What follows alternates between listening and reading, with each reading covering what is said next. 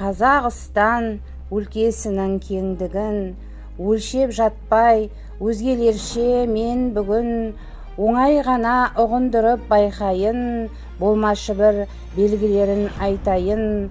Қысты күні бөлмеңізде пеш қызып, көрінгенде сол қызудан кеш қызық, жанған отқа сүйсіне зер салсаңыз, Қазақстан көмірі деп таныңыз.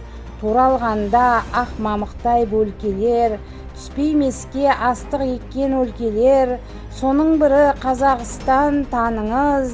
Соның наны жеген осы наныңыз, дастарқаннан нарттай қызыл алманың, қол созғанда таңдап бірін алғалы, Қазақстан дей көріңіз бауырым, өсіруші алманың ең тәуірін. Сары аязда сақылдаған ақпанда, адам тұсын ағаш дір-дір қаққанда, ұмытпаңыз Қазақстан сыйларын, жеткен сізге жылуымен пиманың. Жапқан сайын әрбір үйдің тебесін, таққан сайын әр есіктің шегесін, құрметтеңіз Қазақстан жерінің өздендерше өрши аққан темірін.